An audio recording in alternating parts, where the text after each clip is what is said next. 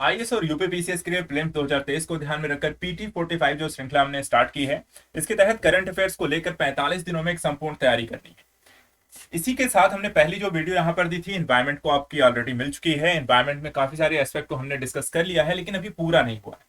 उसी के तहत आज ये आपका दूसरा लेक्चर है, जिसमें हम पर्यावरण के कुछ और एस्पेक्ट को इसमें डिस्कस करने वाले हैं। जो भी न्यूज यहाँ पर रही है, जैव विविधता से रिलेटेड कुछ चीजें यहाँ पर हम देखेंगे, जो भी करंट एस्पेक्ट यहाँ पर, क्योंकि काफी सारे क्वेश्चन जो देखे जाए आपको बायोडाइवर्सिटी से रिलेटेड क्वेश्चन बनते हैं, कुछ संगठनों को लेकर भी यहाँ पर आपको क्वेश्चन है और कुछ अन्य एस्पेक्ट भी यहाँ पर आपको देखने को मिलेंगे। तो चलिए प्रारंभ करते हैं आज पर्यावरण के इस क्लास नंबर 2 को लेकर के। क्या क्या विशेष है इसमें, क्या क्या चीजें यहाँ पर हैं, देखिए साथ में मेरे बने रहना है। जो भी टॉपिक्स आपको पढ़ाए जा रहे हैं वो सारी चीजों को ध्यान से सुनना है। उन टॉपिक्स को विशेष रूप से यहाँ पर देखिए करंट के लिए तैयार किया गया है, ताकि आप यहाँ पर जो पीटी का एग्जाम दे जाए उसमें करंट के मैक्सिमम क्वेश्चन ऑफ नंबर सही करके आए। ठीक है, तो चलिए ज्यादा समय नहीं लेते हैं, आते हैं अपने आज के अपने टॉपिक पर। देखते हैं पहला टॉपिक, देखिए यहाँ पे जैव विविधता से रिलेटेड ही है। यहाँ पे पहला टॉपिक है संयुक्त राष्ट्र जैविक विविधता अभिसमय के पक्षकारों का 15वां सम्मेलन, जिसे हम COP15 के नाम से जानते हैं। देखिए यहाँ पर इसकी अध्यक्षता जो है चीन के द्वारा की गई थी। इस तरह के क्वेश्चन आपसे पूछे जाएंगे, अध्यक्षता कहाँ हुई, या फिर सम्मेलन कहाँ पे आयोजित हुआ, या फिर थीम कौन सी थी, उद्देश्य क्या रहे, लक्ष्य क्या थे, या पर्टिकुलर संगठन के बारे में जो इसको आयोजित करते हैं उनको लेकर क्वेश्चन आपको इस तरह से पूछे जाते हैं। तो इसकी अध्यक्षता देखिए यहाँ पे चीन में की गई थी, सॉरी चीन के द्वारा की गई थी। आयोजन देखिए इसका कनाडा में किया गया था और 2 चरणों में इसे आयोजित किया गया था। पहला जो चरण था वो अक्टूबर 2021 में यहाँ पर चीन के कुनमिंग में आभासी रूप से आयोजित किया गया था, अर्थात वर्चुअली आयोजित किया गया था कोविड के कारण। और दूसरा चरण हाल ही में कनाडा में मॉन्ट्रियल में यहाँ पे आयोजित किया गया। देखा जाए तो इसका जो उद्देश्य है, COP15 का मुख्य उद्देश्य है वैश्विक जैव विविधता फ्रेमवर्क को अपनाना। और ये फ्रेमवर्क 2020 में समाप्त हो चुके आईची जैव विविधता लक्ष्य के का यहाँ पर ये स्थान लेने वाले हैं। देखा जाए तो यहाँ पर जो लक्ष्य हैं, 4 लक्ष्यों की इसमें बात की गई है। 2050 के लिए कुनमिंग मॉन्ट्रियल वैश्विक लक्ष्य, यहाँ पे 4 लक्ष्य हैं। पहला जो लक्ष्य है वो मानव जनित कारणों से संकटापन्न प्रजातियों की विलुप्ति को रोकने के संदर्भ में है।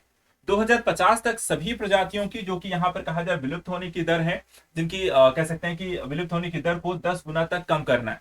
जो आप ध्यान रखिएगा, कैसी प्रजातियां जो संकटापन्न है और साथ ही साथ यहाँ पर जो विलुप्त होने की स्थिति है, उनकी यहाँ पर विलुप्त होने की स्थिति से उन्हें 10% तक यहाँ पर तुलना में कम करना है 2050 तक।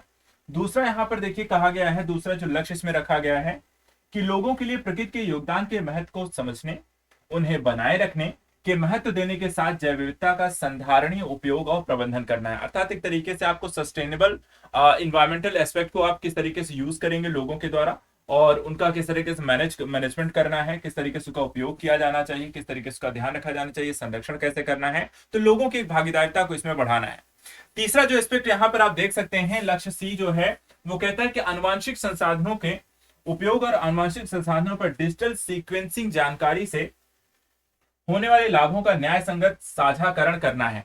अर्थात जो भी हमारे पास चाहे पेड़ पौधे हों, जंतु हों या अन्य प्रकार की चीजें हैं, उनकी अगर हम डीएनए जिसको हम कहते हैं आनुवांशिक लक्षणों की एक वंशागत का यहाँ पर आधार होता है, तो वहां पर डीएनए सीक्वेंसिंग के माध्यम से हम उन चीजों को पता कर पाएंगे, उनका संरक्षण करना आसान हो जाएगा।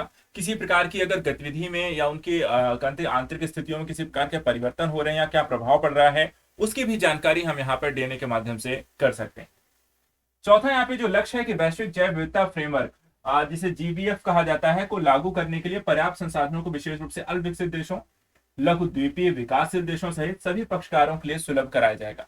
तो ये 4 जो लक्ष्य यहाँ पर हैं उनको ध्यान रखिएगा। 2050 के लिए कुनमिंग मॉन्ट्रियल वैश्विक लक्ष्य के तौर पर COP15 में यहाँ पर अपनाया गया है।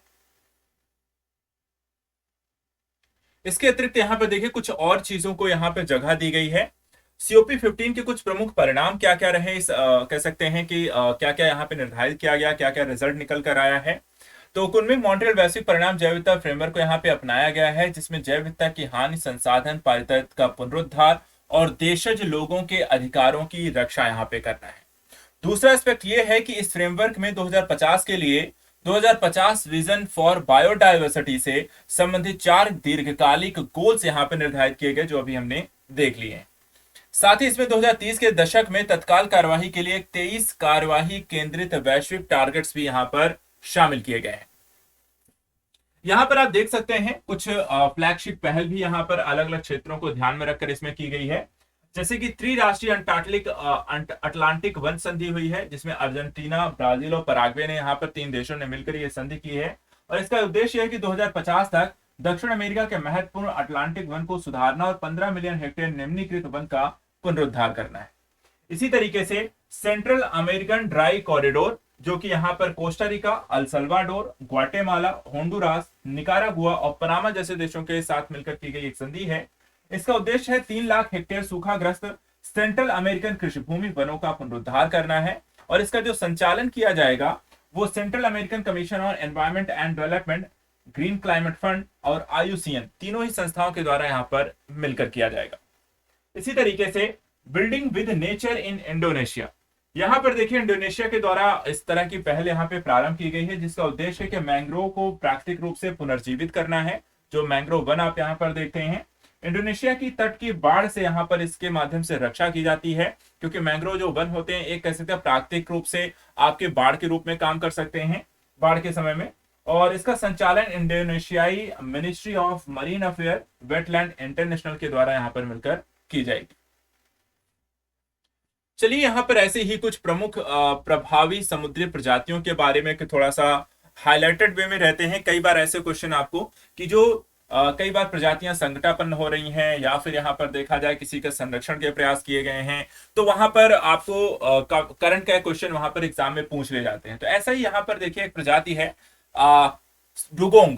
डुगोंग को देखा जाए तो ये पूर्वी अफ्रीका, न्यू कैलेडोनिया में डुगोंग की आबादी का क्रमशः क्रिटिकली इंडेंजर्ड और इंडेंजर्ड के रूप में लाल सूची रेड लिस्ट में यहाँ पर आपको शामिल कर लिया गया है। ये जीव आप यहाँ पर देख सकते हैं, ये आपका डुगोंग है, इसी को हम कहते हैं, जो कि क्रिटिकली इंडेंजर्ड और एंडेंजर्ड यहाँ पर सूची में शामिल है। भारत में अगर हम देखें यहाँ पर इसके संरक्षण की स्थिति जो है वो उस पर काम किया जा रहा है। डुगोंग की विशेषताएं क्या हैं, तो इसे समुद्री गाय के रूप में भी हम जानते हैं। कई तरह के इस तरह के उपनाम वाले क्वेश्चन भी पूछे जाते हैं कि समुद्री गाय किस प्रजाति गाय किसको यहाँ पर किस जीव को समुद्री गाय की संज्ञा दी जाती है। यह एकमात्र शाकाहारी समुद्री स्तनधारी और इसका आहार जो है वो समुद्री घास है। यह साइनेरेनिया समूह का एकमात्र सदस्य है जो भारत में पाया जाता है और ये समूहों में रहते हैं। साथ ही अपनी डॉल्फिन जैसी पूंछ की सहायता से तैरते हुए सांस लेने के जल की सतह पर आते हैं। भारत में इनके संरक्षण के लिए जो उठाए गए कदम है कि भारत में प्रजाति पुनर्प्राप्ति कार्यक्रम के तहत ये सूचीबद्ध किए गए हैं, इनके माध्यम से इनको संरक्षण के प्रयास किए जा रहे हैं।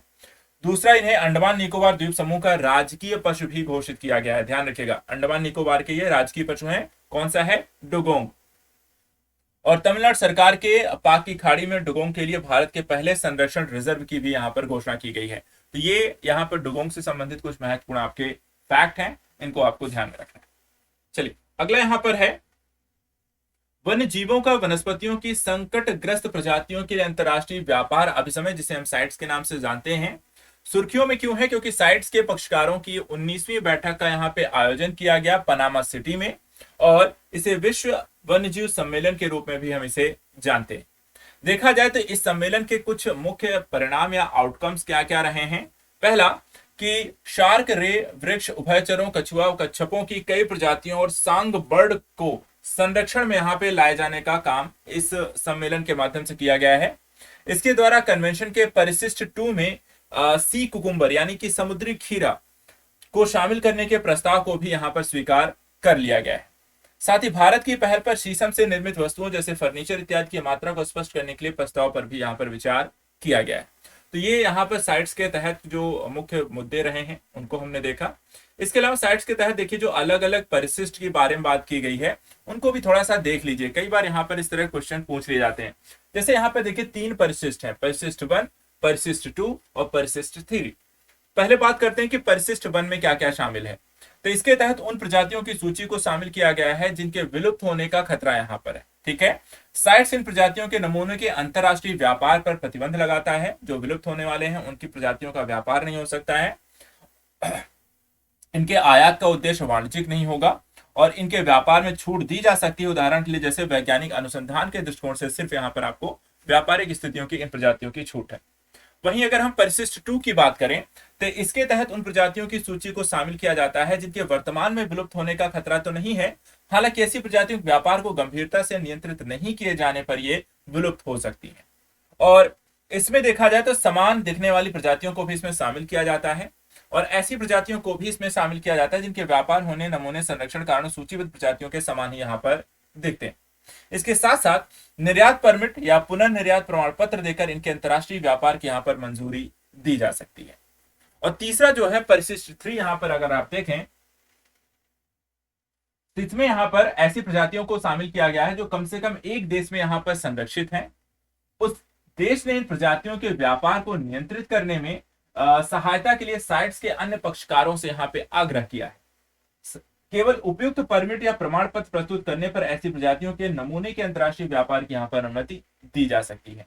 तो साइट्स देखिए 3 अलग अलग सूचीबद्ध करती है जीवों को, और उस आधार पर उन पर जो भी डिसीजन है, जैसे कि व्यापार होगा नहीं होगा, वैज्ञानिक संशोधन होगा या क्या हो सकता है, वो यहाँ पर परिशिष्ट किस परिशिष्ट में शामिल किए गए हैं उसी आधार पर तय होते हैं।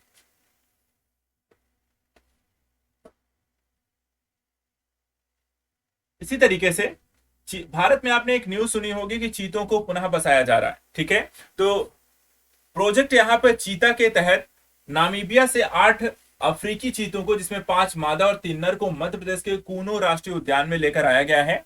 और चीता एकमात्र बड़ी वन्यजीव स्तनधारी है जिसे 1947 में भारत की आजादी के बाद यहाँ पे विलुप्त घोषित किया गया था। ठीक है, तो इसे वापस से पुनर्वास किया जा रहा है। तो एक यहाँ पर यह जान लेना जरूरी है कि अफ्रीकी चीतों की विशेषताएं क्या है। देखिए, ये दुनिया का सबसे तेज दौड़ने वाला स्थलीय स्तनधारी है। यह 80 से 128 किलोमीटर प्रति घंटे की गति से यहां पर दौड़ सकता है, शिकार कर सकता है। ये दिनचर होते हैं और साथ ही दिन में ही शिकार करते हैं। अन्य जो बिग कैट्स हैं लाइक शेर, बाघ, तेंदुआ, जगुआर के विपरीत चीते यहाँ पे दहाड़ते नहीं हैं। इनका गर्भकाल जो देखा जाए वो 93 दिनों का होता है। यह मुख्यतः 3 तरह के सामाजिक समूहों में रहते हैं: मादा, उनके शावक, नर समूह और एकल नर। मादा सामान्यतः बड़े परिवार क्षेत्रों के अंतर्गत शिकार की तलाश में खानाबदोश जीवन व्यतीत करती हैं। हालांकि इनकी देखा जाए तुलना में नर अधिक सुस्त होते हैं और इसलिए वे मादा की तुलना में काफी छोटे और परिवार क्षेत्र में जीवन व्यतीत यहाँ पर आपको करते हैं। चलिए, इसी तरीके से हाथी रिजर्व को लेकर भी थोड़ा सा चर्चा का विषय रहा, क्योंकि भारत का यहाँ पे 33वां हाथी रिजर्व घोषित किया गया है। ये पर्यावरण, वन और जलवायु मंत्रालय के द्वारा देखा जाए तो इस तरह के जो रिजर्व हैं वो घोषित किए गए हैं। उन्होंने उत्तर प्रदेश के दुधवा पीलीभीत क्षेत्र में तराई हाथी रिजर्व को यहाँ पर मंजूरी दी है। तो नाम ध्यान रखिएगा, कहाँ पे, कौन सा है, तराई हाथी रिजर्व है कहाँ पे, दुधवा पीलीभीत क्षेत्र में। ये रिजर्व देखिए 3000 वर्ग किलोमीटर क्षेत्र में विस्तारित होगा।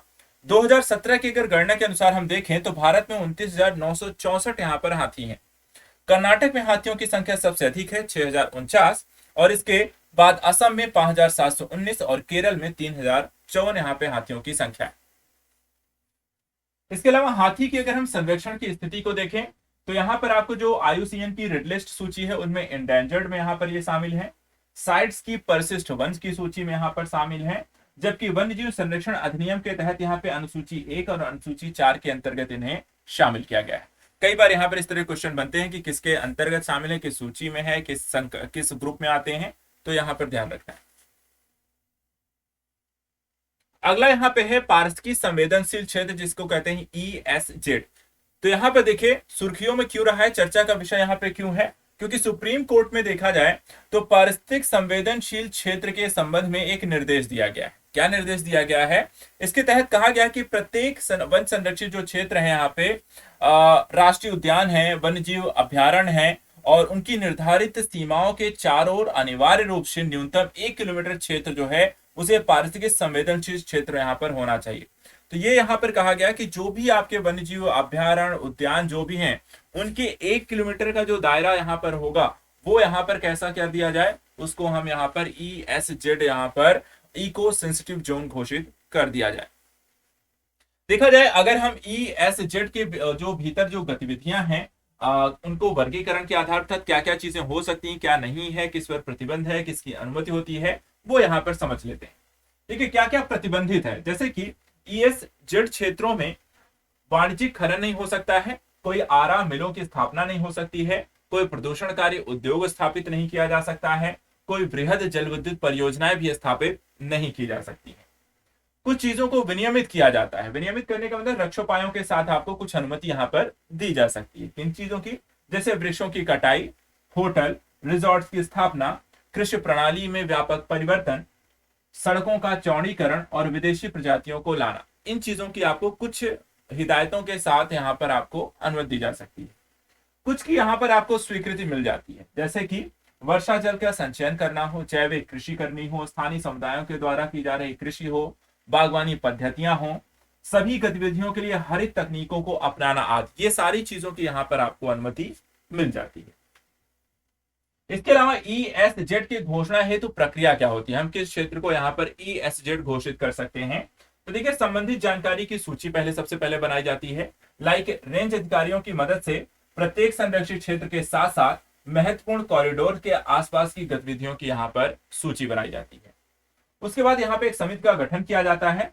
समिति का कार्य है कि ESZ की सीमा जो निर्धारित करना है, इसके प्रबंधन के लिए एक मास्टर प्लान तैयार करना और इसके विनियमित किए जाने वाली गतिविधियों का यहाँ पर वर्गीकरण शामिल करना, जैसे कि क्या क्या होगा क्या नहीं होगा। और समिति के सामान्य रूप से वन्यजीव वार्डन एवं पारिस्थितिकी विज्ञानी तथा स्थानीय स्वशासन राजस्व विभाग के अधिकारी यहाँ पर इसमें शामिल होते हैं। जो भी यहाँ पर इससे इंटरलेटेड अधिकारी हैं, वर्ग है, वो सब इसमें शामिल होकर इसके प्लान को तैयार करते हैं। और तीसरा, ESZ की फाइनली यहाँ पे अधिसूचना जारी की जाती है, जिसमें अंतिम प्रस्ताव के आगे की प्रक्रिया संबंधित अधिसूचना को जारी करने के लिए यहाँ पर MOEF NCC को यहाँ पर भेज दिया जाता है। अर्थात यहाँ पर देखा जाए तो जो आपका पर्यावरण पारिस्थितिकी मंत्रालय है, वन मंत्रालय है, उनके द्वारा यहाँ पर आपको बाकी के डिसीजन यहाँ पर लिए जाएंगे। चलिए देखिए, यहाँ पे जैव विविधता विरासत स्थलों को लेकर भी यहाँ पर चर्चा का विषय रहा। इस तरह के क्वेश्चन काफी एग्जाम में आते हैं। क्यों यहाँ पे चर्चा का विषय रहा, तो वो भी देख लीजिए। तमिलनाडु सरकार ने एक अधिसूचना जारी की है। अधिसूचना जारी की है, मदुरई जिले में अरितापट्टी और मीनाक्षीपुर गांवों को राज्य का पहला जैव विविधता विरासत स्थल घोषित किया गया है। ठीक है, किस क्षेत्र को, तो तमिलनाडु का। यहाँ पर देखिए, इन क्षेत्रों को ध्यान रखिएगा। मदुरई जिले में है अरितापट्टी और मीनाक्षीपुर गांव। जैव विविधता अधिनियम की धारा 37 के प्रावधानों के अनुसार पहचान की जा सकती है और उन्हें यहाँ पे अधिसूचित किया जा सकता है अगर हम किसी को जैव विविधता क्षेत्र घोषित करना चाहें तो। धारा 37 में इस चीज का भी प्रावधान किया गया है कि राज्य सरकार स्थानीय निकायों के परामर्श से समय समय पर अधिनियम के अंतर्गत जैव विविधता की यहाँ पर दृष्टि से महत्वपूर्ण क्षेत्रों की सरकारी राजपथ में अधिसूचित यहाँ पर कर सकती है। राज्य सरकार केंद्र सरकार के परामर्श से सभी विरासत स्थलों के प्रबंधन और संरक्षण के लिए यहाँ पर नियम भी बना सकती है। तो यहाँ पर यह प्रावधान भी किए गए हैं कि राज्य सरकार के पास ये अधिकार है किस तरह के जैव विविधता स्थलों घोषित करना, संरक्षण जैसे उपायों को यहाँ पर करना। अब देखा जाए तो यहाँ पर कौन कौन से कह सकते हैं इन क्षेत्रों में किस प्रकार के जीव शामिल हो सकते हैं जो जैव विविधता स्थल होते हैं। तो यहाँ पर क्या शामिल हो सकता है, तो यहाँ पर लिखा हुआ है कि जैव विविधता स्थलों में निम्नलिखित घटनाओं में से कोई एक या अधिक यहाँ पर आपको शामिल होना चाहिए। लाइक, पहला, वन्य और पालतू प्रजातियों या अंतर विशिष्ट प्रजातियों की समृद्धता हो जैव विरासत स्थल में, या फिर उच्च आस्थानिकता, दुर्लभ, संकटग्रस्त प्रजातियों तथा कीस्टोन प्रजातियों की उपस्थिति हो ऐसे क्षेत्र में। तीसरा, विकासवादी महत्व की प्रजातियां घरेलू संकर प्रजातियों के वन्य पूर्वज या उनकी किस्में यहाँ पर आपको पाई जाती हों, या फिर जीवाश्म संस्तर और महत्वपूर्ण सांस्कृतिक, नैतिक या सौंदर्यवादी मूल्यों वाले जैविक घटकों की पूर्व में उपस्थिति यहाँ पर रही हो, या फिर उनके उसके साथ साथ मानव सहयोग के लंबे इतिहास सहित उनके बिना सांस्कृतिक विविधता के रखरखाव के लिए महत्वपूर्ण हो। तो यहाँ पर देखा जाए एक घटक या एक से ज्यादा घटक अगर वहां पर हैं तो हम ऐसे क्षेत्रों को जैव विरासत स्थल घोषित कर सकते हैं। चलिए अगला पॉइंट यहाँ पर देखते हैं। अगला यहाँ पे देखिए, एशियाई शेरों को लेकर के एक न्यूज है। संसद के द्वारा यह सूचित किया गया है कि प्रोजेक्ट लायन दस्तावेज, जो लायन हम कहते हैं 47 विजन फॉर अमृतकाल, यहाँ पे तैयार किया गया है और इसका उद्देश्य है शेरों के जो पर्यावास है उनको सुरक्षित और पुनर्बहाल करना है। देखा जाए तो इसके अंतर्गत गुजरात में अगर हम देखें तो एशियाई शेरों को परिदृश्य से सर्वाधिक जो पारिस्थितिकी आधारित संरक्षण की परिकल्पना की गई है और संरक्षण और पारिस्थितिकी विकास को एकीकृत इसमें किया जाएगा। इसे गुजरात में गिर राष्ट्रीय पार्क में लागू किया जा रहा है और एशियाई शेर केवल देखा जाए तो हमें यहीं पाए जाते हैं। एशियाई शेरों की अगर बात करें तो यहाँ पर इनकी स्थिति क्या है अलग अलग सूचियों के अंतर्गत, तो देखा जाए तो IUCN का जो स्टेटस है रेड लिस्ट में, वहां पर इन्हें एंडेंजर्ड सूची में रखा गया है। साइट्स भी देखें तो यहाँ पे परिशिष्ट वन में सूची में रखा गया है और वन्य जीव संरक्षण अधिनियम देखा जाए तो अनुसूची 1 और अनुसूची 4 में रखा गया है। इसी तरीके से इसमें यहाँ पर कई प्रजातियों को सूचीबद्ध इसमें किया जाएगा। उसके पुनर्प्राप्ति कार्यक्रम किस तरीके से उसको करना है। एक और ऐसी एक प्रजाति है जिसको हम कहते हैं हिम तेंदुआ, ठीक है, ये भी यहाँ पे चर्चा का विषय रहे हैं। तो क्यों चर्चा का विषय रहे हैं, तो देखा जाए तो घोस्ट ऑफ माउंटेन, इन्हें प्राय हम कहते हैं घोस्ट ऑफ माउंटेन, क्योंकि ये ज्यादा आपको बहुतायत नहीं है, बहुत कम यहाँ पर आपको दिखाई देते हैं। प्रत्येक हिम तेंदुओं पे देखा जाए तो काले धब्बे का एक विशिष्ट पैटर्न होता है जिसे हम रोसेट कहते हैं। ये जो आप काले धब्बे इनके ऊपर आप देख रहे हैं, इनको हम यहाँ पर रोसेट कहते हैं। पाए कहां जाते हैं, तो भारत में हिमालय के ऊंचाई वाले क्षेत्रों में यहाँ पर पाई जाने वाली ये प्रमुख प्रजाति है। खतरा क्या है, तो प्राकृतिक शिकार की प्रजातियां, हानि, मानव पशु संघर्ष और इनके फर और हड्डियों का यहाँ पर अवैध व्यापार के कारण यहाँ पर देखा जाए तो इनकी संख्या लगातार कम हुई है। पर्यावास की बात करें तो हिम तेंदुए कहीं देखा जाए तो 12 देशों में यहाँ पर इनकी उपस्थिति है। अफगानिस्तान, भूटान, चीन, Bharat, Kazakhstan, Kyrgyzstan, Malaysia, Nepal, Pakistan, रूस, तजाकिस्तान, उज्बेकिस्तान जैसे देशों में यहाँ पर इनकी उपस्थिति है। इसके अलावा ये मध्य और दक्षिण एशिया के पहाड़ी क्षेत्रों में भी आपको पाए जाते हैं। इनकी भी अगर हम देखें तो IUCN की स्टेटस में वल्नरेबल की सूची में इनको शामिल किया गया है। साइट्स की परिशिष्ट 1 में है, वन जीव संरक्षण की अनुसूची 1 और 4 में है, और यहाँ पर क्या प्रजाति के पुनर्प्राप्ति कार्यक्रम के तहत शामिल 22 प्रजातियों की सूची में इन्हें शामिल है। इस तरह की चीजों में इन्हें शामिल किया गया है कि किस तरीके से इन्हें वापस से बेटर बनाने के या इनकी पुनर्प्राप्ति के या इनकी संख्या बढ़ाने के प्रयास भी किए जा रहे हैं।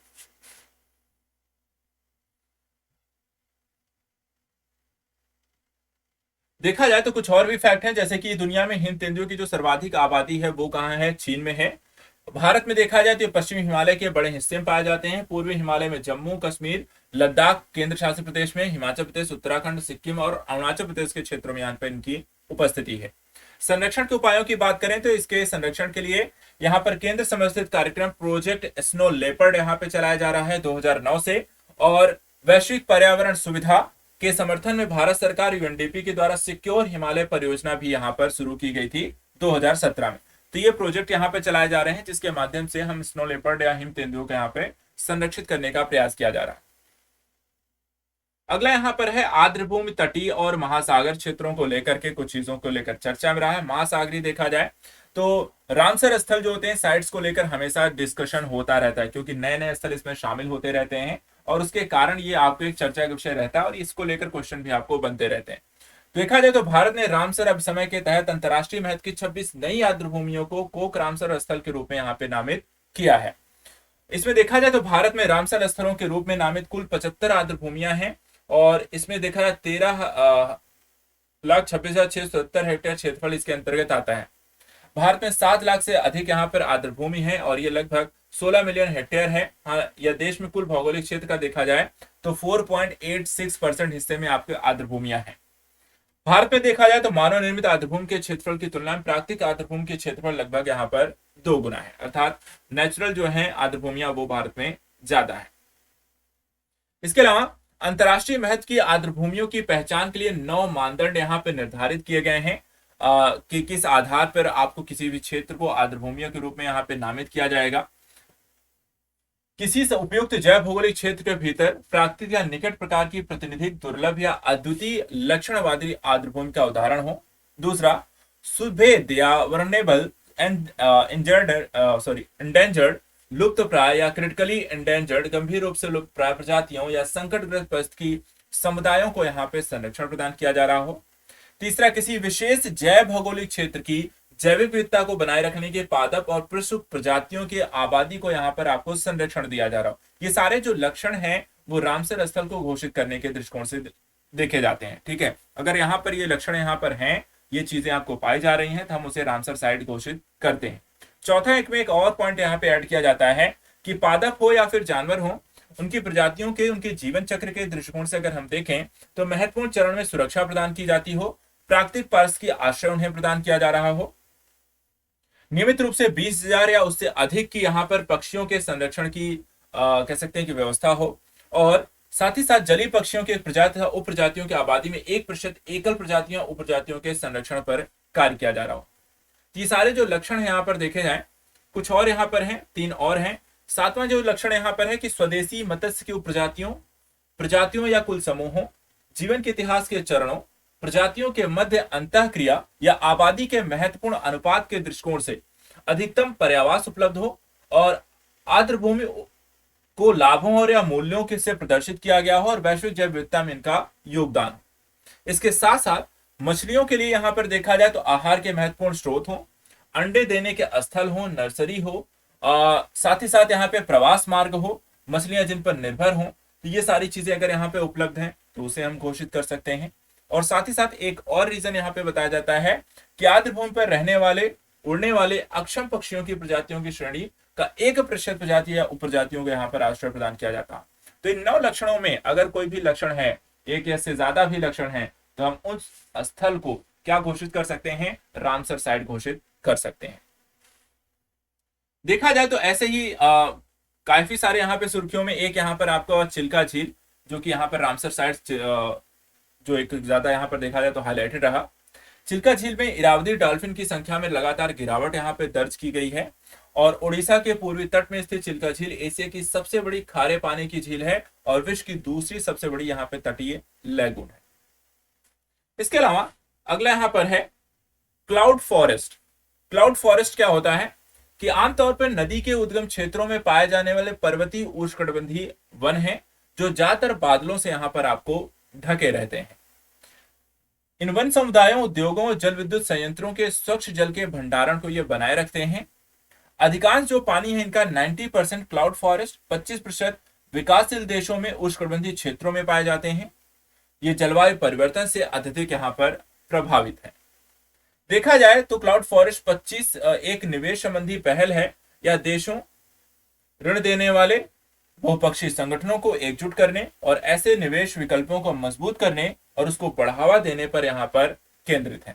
तो क्लाउड फॉरेस्ट जैसे कॉन्सेप्ट भी कई बार एग्जाम में पूछे जाते हैं कि बताइए निम्नलिखित में क्लाउड फॉरेस्ट क्या है, और उन्होंने 4 ऑप्शन आपको दे दिए। तो कॉन्सेप्ट बेसिस भी क्वेश्चन आपसे कई बार एग्जाम में पूछे जाते हैं। तो यहाँ पर जितने भी नई चीजें आ रही हैं, कुछ कॉन्सेप्चुअलाइजेशन है, कुछ फैक्चुअल्स हैं, तो दोनों तरीके के डेटा को हम यहाँ पे साथ में लेकर डिस्कस कर रहे हैं। अब यहाँ पे क्लाउड फॉरेस्ट बॉन्ड के लाभ यहाँ पर देखिएगा, जो बॉन्ड लाया जाता है जिसके माध्यम से आपको एक तरीके से इनकम का एक सोर्स है और उस पैसे से आप यहाँ पर इनको संरक्षण देने का प्रयास करते हैं। तो अगर हम क्लाउड फॉरेस्ट बॉन्ड लेकर आते हैं तो इसके लाभ क्या क्या है। एक तो संसाधनों का मुद्रीकरण हो जाता है इसके माध्यम से, ठीक है। दूसरा, पारिस्थितिक तंत्र की सेवाओं की वास्तविक क्षमता को साकार करने में सहायता मिलती है। तीसरा, हरित अर्थव्यवस्था की ओर कदम बढ़ाया जाता है। चौथा, जलवायु परिवर्तन का मुकाबला करना आसान हो जाता है। निम्न आय वाले देशों के लिए वैश्विक जलवायु वित्त पोषण तंत्र विकसित होता है और भागीदारी और सामुदायिक क्षमता निर्माण आपको विकसित होती है। तो ये सारी चीजें हैं जो कि क्लाउड फॉरेस्ट और हरित बॉन्ड, क्लाउड फॉरेस्ट बॉन्ड से जुड़ी हुई हैं। इसके बाद है राष्ट्रीय जैव ऊर्जा कार्यक्रम। काफी सारी योजना, प्रोजेक्ट भी अगर आप देखें तो चर्चा का विषय बनती है और यहाँ पर इस तरीके की जो एनवायरमेंटल एस्पेक्ट्स हैं हम उनको यहाँ पर देख लेते हैं। ऐसे ही एक आई है नवीन और नवीकरणीय ऊर्जा मंत्रालय के द्वारा राष्ट्रीय जैव ऊर्जा कार्यक्रम को यहाँ पे अधिसूचित किया गया है। यह कार्यक्रम वित्त वर्ष 2021-22 से 2025-26 की अवधि तक जारी रहेगा और इस कार्यक्रम के पहले चरण के लिए 858 करोड़ रुपए का बजट यहाँ पर निर्धारित किया गया है। देखा जाए तो इसमें 3 उप योजनाएं शामिल होंगी, अपशिष्ट से ऊर्जा कार्यक्रम और बायोमास कार्यक्रम और बायोगैस कार्यक्रम, और इन तीनों कार्यक्रम देखा जाए तो राष्ट्रीय जैव ऊर्जा कार्यक्रम से आपको इंटरलेट किए गए। देखा जाए तो यहाँ पर कुछ और भी चीजें हैं जैसे कि जैविक पदार्थों से पैदा होने वाली विद्युत और गैस को यहाँ पर जैव ऊर्जा कहा जाता है। पादप और प्राणियों से प्राप्त होने वाली नवीकरणीय जैविक पदार्थ को हम यहाँ पे बायोमास कहते हैं। बायोमास बायोगैस के उत्पादन हेतु कच्चा माल है और बायोमास का प्रमुख यहाँ पर देखा जाए घटक कार्बन होता है। बायोगैस देखा जाए तो एक नवीकरणीय ईंधन के तौर पर प्रयोग किया जा रहा है। इसका उत्पादन ऑक्सीजन की अनुपस्थिति में सूक्ष्मजीवों के द्वारा कार्बनिक पदार्थ जैसे बचे हुए खाद्य पदार्थों का एक तरीके से अपशिष्ट में यहाँ पर अपघटन करने से होता है। और बायोगैस में मुख्यतः देखा जाए तो मेथेन आपको प्राप्त होती है, कार्बन डाइऑक्साइड इत्यादि यहाँ पर आपको प्राप्त हो जाती है। तो यहाँ पर बायोगैस और उससे रिलेटेड जो कॉन्सेप्ट थे वो हमने यहाँ पे देख लिए। अब यहाँ पर हम देख लेते हैं कि जो 3 उप योजनाओं की बात की गई है वो 3 उप योजनाओं के अंतर्गत किया क्या क्या जाएगा। तो पहली जो उप योजना यहाँ पर है अपशिष्ट से ऊर्जा कार्यक्रम। ये देखा जाए तो शहरी औद्योगिक कृषि अपशिष्ट अवशेषों से संबंधित ऊर्जा कार्यक्रम है। इसका जो उद्देश्य है कि शहरी औद्योगिक और कृषि अपशिष्ट अवशेषों से बायोगैस, बायो सीएनजी, विद्युत संयंत्रों को यहाँ पर देखा जाए, जो कि आपको नगर निगम के ठोस अपशिष्टों से ऊर्जा परियोजनाओं को छोड़ करके, इसके अलावा प्रोड्यूसर गैस सिन गैस के उत्पादन हेतु अपशिष्ट से ऊर्जा परियोजनाओं की स्थापना करने का यहाँ पर समर्थन करना है। इसके साथ ही साथ भारतीय अक्षय ऊर्जा विकास एजेंसी इसकी कार्यान्वयन एजेंसी होगी। और IREDA की स्थापना देखा जाए तो 1987 में हुई थी और यह MNRE के प्रशासनिक नियंत्रण के अधीन मिनी रत्न श्रेणी 1 का यहाँ पर उद्यम है। तो ये यहाँ पर कुछ फैक्ट, कुछ जानकारी यहाँ पर हो गई, उद्देश्य देख लिया हमने। इसके साथ साथ देखा जाए तो इसका विस्तार और लाभ क्या क्या है। तो इसका विस्तार देखिए, यह अपशिष्ट से ऊर्जा संयंत्रों के सफल प्रवर्तन के संबंध में देखा जाए तो ये परियोजना के विकासकर्ताओं, केंद्रीय वित्त सहायता, कार्य निरीक्षण करने वाली एजेंसियों के सेवा शुल्क संबंधी यहाँ पे कार्यों को करता हुआ दिखाई देगा। और लाभ ये होगा कि अपशिष्ट को निपटान को यहाँ पर हम सुरक्षित तरीके से कर सकते हैं, तकनीकी रूप से हम उन्नत साधनों का इसमें प्रयोग कर सकते हैं, ग्रीन हाउस गैसों के उत्सर्जन को कम कर सकते हैं, स्वच्छ ऊर्जा का उत्पादन कर सकते हैं और साथ ही साथ धातुओं का पुनर्चक्रण कर सकते हैं। ये सारे फायदे यहाँ पर आपको अपशिष्ट से ऊर्जा कार्यक्रम का के माध्यम से प्राप्त होगा। दूसरी जो उपयोजना है बायोमास कार्यक्रम, जो कि देखा जाए उद्योगों में ब्रिकेट्स और पैलेट्स के विनिर्माण और बायोगैस आधारित सह उत्पादन को बढ़ावा देने संबंधी एक योजना है। इसका उद्योग देखा जाए तो बायोमास सह उत्पादन से संबंधित है। इसमें ब्रिकेट्स और पैलेट्स विनिर्माण संयंत्रों की स्थापना करना है और IREDA इसकी यहाँ पे कार्यान्वयन एजेंसी के तौर पर काम करेगी। विस्तार के तौर पर देखा जाए तो इस योजना में उद्योगों में ब्रिकेट्स, पैलेट्स विनिर्माण संयंत्रों, बायोमास आधारित सह उत्पादन परियोजनाओं की स्थापना के संबंध में परियोजनाओं के विकासकर्ताओं को जैसे केंद्रीय वित्तीय सहायता, कार्यान्वयन एजेंसी और निरीक्षण एजेंसियों को सेवा शुल्क यहाँ पे प्रदान करता है। इसका लाभ ये होगा कि इससे पराली जो दहन की जो घटनाएं लगातार होती हैं, जिससे अगर हम देखें ठंडी और उससे आने से पहले ही आपको स्मॉग की एक बड़ी समस्या आपको देखने को मिलती है, उससे यहाँ पर काफी यहाँ पर कमी देखने को मिल सकती है। दूसरी जो स्थिति है कि किसानों के आय का एक अतिरिक्त स्रोत उन्हें प्रदान करेगी, जो कि किसानों की आय को दोगुना करने के संदर्भ से बेहतर होगा और साथ ही बेहतर पर्यावरण संबंधी कार्य प्रणालियों को आरंभ करेगा और प्रदूषण को यहाँ पर कम करेगा। ये सारे काम यहाँ पर आपको उपयोजना 2 के अंतर्गत है। तीसरी जो उपयोजना है वो भी यहाँ पे देख लीजिए, जिसे हम बायोगैस कार्यक्रम के नाम से भी यहाँ पर आपको जानते हैं।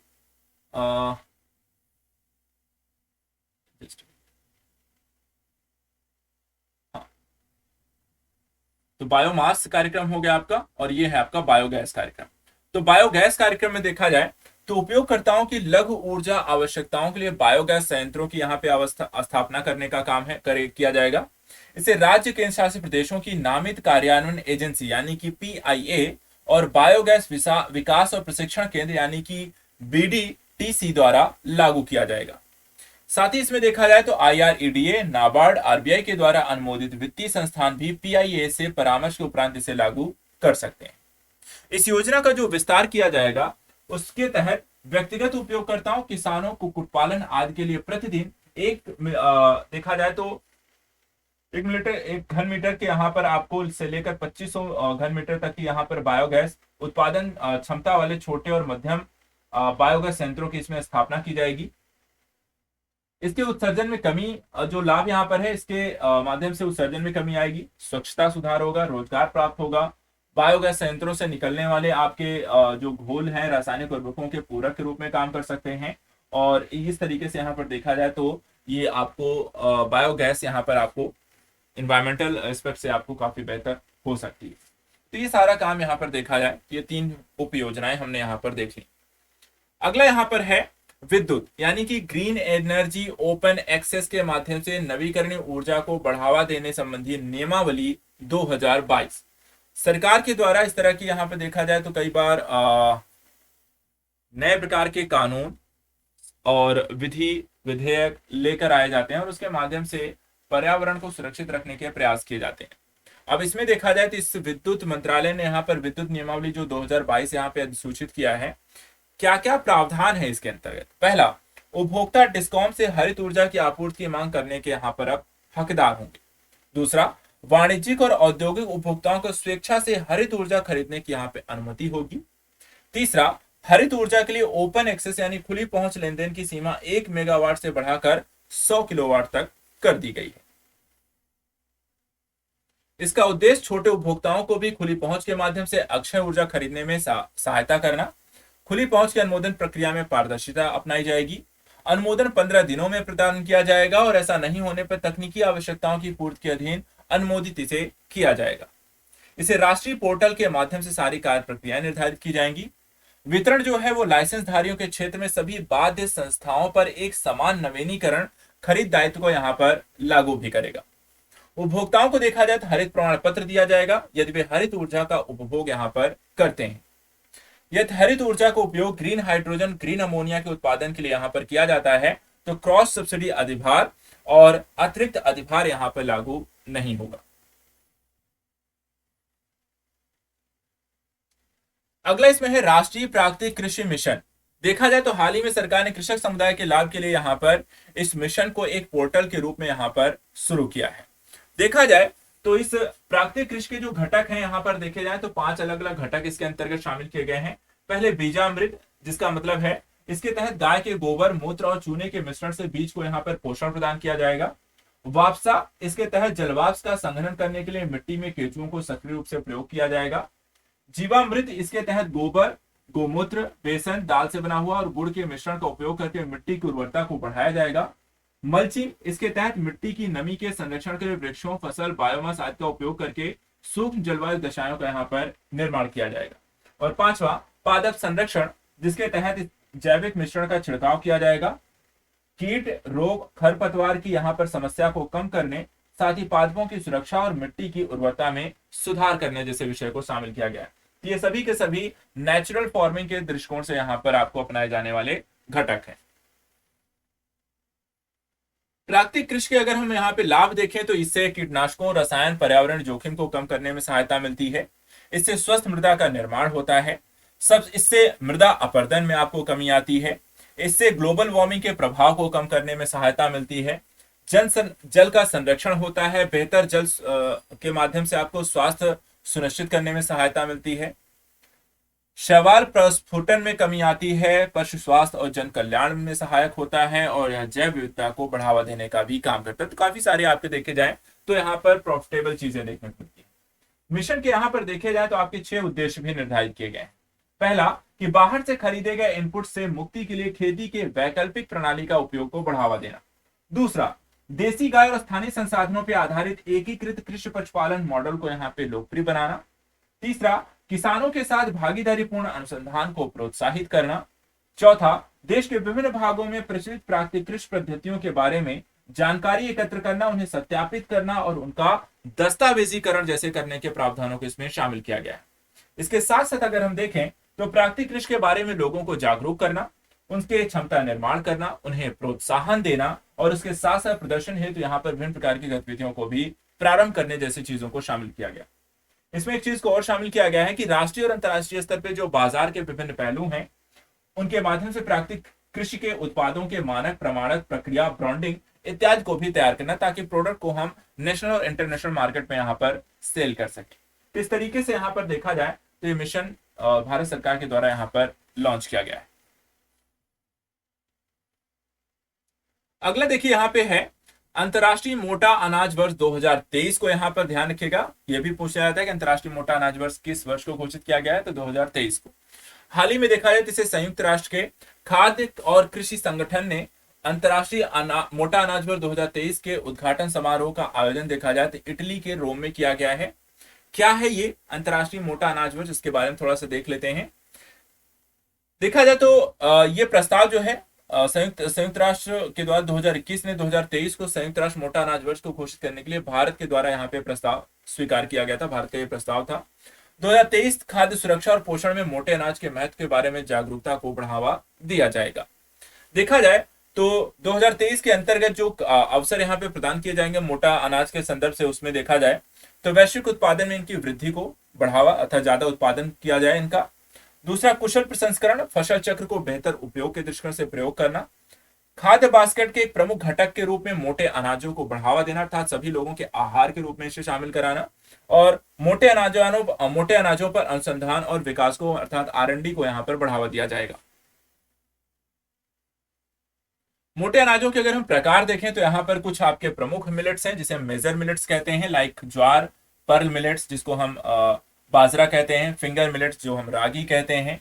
कुछ आपके माइनर मिलेट्स होते हैं यानी कि गौड़ मिलेट्स हैं, जैसे कि यहाँ पर आपको कंगनी है जिसको हम फॉक्सलेट मिलेट्स कहते हैं, चेन्ना या बरी है जिसे हम प्रोसो मिलेट्स कहते हैं, लिटिल मिलेट यानी कि कुटकी, बार्नयार्ड मिलेट्स यानी कि सावा, और कोडो यहाँ पर मिलेट्स आपको शामिल हैं। इसी तरीके से तीसरा जो श्रेणी है उसको हम स्यूडो मिलेट्स कहते हैं यानी कि छद्म मिलेट्स, जिसमें आपको कुट्टू आता है, बकवीट और अमरदाना या रामदाना या राजगिर जिसे हम कहते हैं। तो ये सारे यहाँ पर आपको मोटे अनाजों के प्रकार हैं। इस तरह की देखिए मोटे अनाजों को लेकर के अगर आपको फैक्चुअलाइजेशन की चीजें पे आती हैं तो कुछ भी चीजें पूछी जा सकती हैं, तो फैक्ट हमें यहाँ पर पता रहना चाहिए कि क्या क्या आता है क्या नहीं आता है।